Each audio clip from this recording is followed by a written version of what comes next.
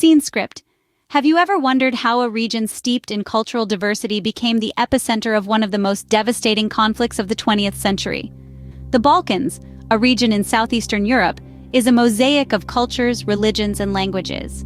Historically, it has been a crossroad between the East and West, creating a unique blend of influences from both worlds. This diversity, while a source of richness and dynamism, has also been a breeding ground for tensions and conflicts. The fall of Yugoslavia in the early 90s marked the beginning of a new, dark chapter in the Balkan story. Let us introduce you to our main characters, Sara, Serb, and Ahmad. They grew up in the same neighborhood, played in the same parks, and went to the same school.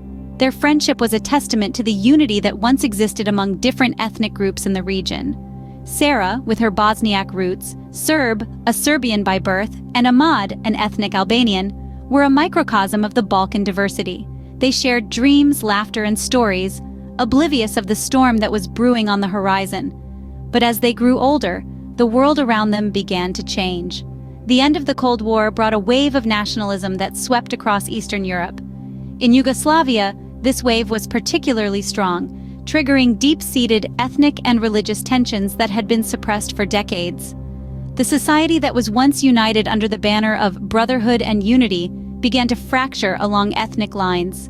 Sara, Serb, and Ahmad found themselves caught in the crossfire. Their friendship was put to the test as their loyalties were pulled in different directions. The bonds they had forged over the years were strained as they were drawn into the vortex of a looming conflict. As the winds of change swept across the Balkans, the lives of our three protagonists were about to take an unexpected turn.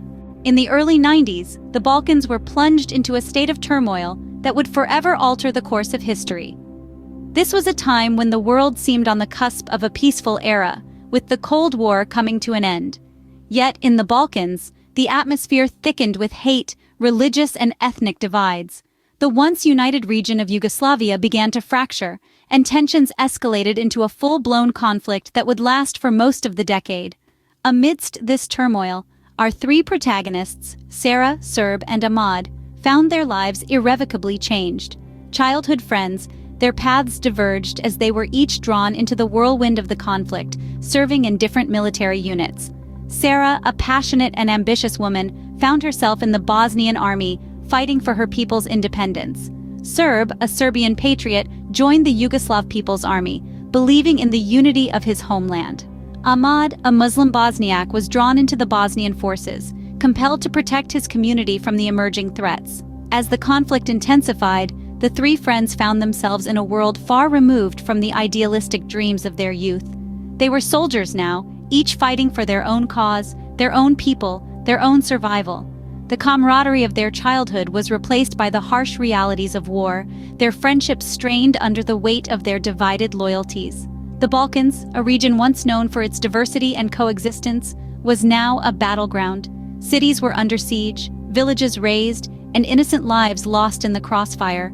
The complex tapestry of ethnicities, cultures, and religions that had once been the region's strength was now the source of its downfall. The childhood friends, Sara, Serb, and Ahmad, were caught in the maelstrom. They were no longer just friends but soldiers, each fighting for a different cause. The once peaceful region was now a battleground, and the childhood friends found themselves on opposing sides. In the face of war, the line between the victim and the perpetrator often becomes blurred. This is a reality that was painfully clear during the Balkan conflicts of the 1990s. The war was not just a battleground for military forces, but also a crucible for the civilian population, bearing the brunt of the horrors of war. Homes, once filled with laughter and love, were reduced to rubble. Streets, once bustling with life, echoed with the sounds of gunfire and explosions. The very fabric of society was torn apart as friends turned into foes and neighbors became strangers. Brutal war crimes were not just committed by the regular armies but also by paramilitary groups. These atrocities were not isolated incidents but systematic acts of violence. Entire communities were uprooted and ethnic cleansing became a horrifyingly common occurrence. In the face of such unspeakable violence, the people were faced with unimaginable moral dilemmas. Some chose to fight, to stand up against the tyranny and defend their homes. Others chose to flee, to safeguard the lives of their loved ones. Yet there were those who were forced into complicity, their hands stained with the blood of their brethren. The massacre at Srebrenica was one such horrifying episode. An estimated 8,000 Muslim men and boys were mercilessly slaughtered. The siege of Sarajevo was another, where civilians couldn't escape the daily bombardments and sniper attacks. These were not just numbers, but lives, each with a story, a family, a dream. The war stripped away the veneer of civilization, revealing a side of humanity that was as terrifying as it was heartbreaking. The line between right and wrong blurred, as survival became the only law. The values that were held dear were traded for the primal instinct to live, to endure, to exist. In the midst of chaos, humanity was traded for survival. The Balkan Wars were not just a conflict between nations, but a war against humanity itself, a grim reminder of the horrors that mankind is capable of inflicting upon itself. While the world watched in horror, the international community stepped in, hoping to restore peace. UN and NATO forces arrived on the Balkan shores with a mandate to quell the escalating violence and bring about a ceasefire. But the road to peace is seldom straight and often fraught with unforeseen challenges. The peacekeeping interventions were a beacon of hope for many, a sign that the world had not turned a blind eye to their suffering. But their arrival also signaled a shift in the dynamics of the conflict. The battlefield was no longer confined to local militias and regular troops. Now it included international forces with their own rules of engagement, their own strategies, and their own agenda. Caught in the crossfire were our protagonists, Sara, Zoran, and Ahmad, their lives irrevocably altered by the arrival of these peacekeepers. Sara, a nurse, found herself treating not only her fellow countrymen but also the wounded soldiers from the international forces. Zoran, serving in the military, experienced firsthand the tension between the local troops and the foreign forces, and Ahmad, who had once dreamt of a peaceful life, found himself questioning the motives and methods of those who had come to restore peace.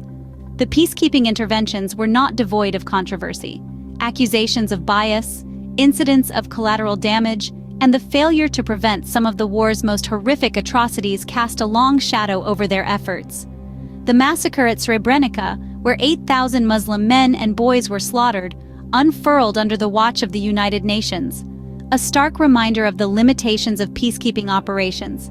These interventions, while well-intentioned, often found themselves at odds with the harsh realities of the Balkan conflict. Decisions made in far-off headquarters had direct and profound implications on the ground, shaping the lives of ordinary people caught in the clutches of war. But even the best intentions often fell victim to the brutal realities of war. The international response, despite its flaws and failures, was a testament to the global community's collective aspiration for peace, a peace that, for the Balkans, remained elusive for far too long. When the dust finally settled, the Balkans were left scarred, its people forever changed. The echoes of gunshots had faded, but the memories of the conflict were etched deep into the hearts of its survivors. Sara, Serb, and Ahmad, once childhood friends, were now adults marked by war. Each had suffered, each had lost, and each had witnessed the unthinkable. The aftermath of the Balkan conflict was a time of reckoning. It was a period of healing, of rebuilding, but also of justice. The International Criminal Tribunal for the former Yugoslavia, established in the wake of the conflict, held trials aimed at bringing war criminals to account. This was a monumental undertaking, fraught with complexities and challenges. Yet, for many, it represented a glimmer of hope in the darkness, a chance for justice to be served, and for the victims to have their voices heard. The trials were a stark reminder of the atrocities committed, a testament to the depths humanity can sink when consumed by hatred and fear. But they were also a beacon of hope, symbolizing the resilience of the human spirit and humanity's capacity for justice and reconciliation. As for our protagonists, Sara, Serb, and Ahmad, their journeys had taken them through the darkest corners of human existence. They had witnessed the breakdown of their society, the loss of loved ones, and the shattering of their youthful ideals. Yet in the aftermath, they also found resilience, a sense of purpose, and even glimpses of reconciliation. The trials and tribulations they faced serve as poignant lessons for us all. Their experiences serve as reminders of the destructive power of division, the importance of unity, and the resilience of the human spirit. In the end, the Balkan conflict stands as a stark testament to the fragility of peace and the destructive power of division. It is a grim reminder of how quickly a diverse society can disintegrate into chaos, forever reminding us of the importance of peace, tolerance, and understanding.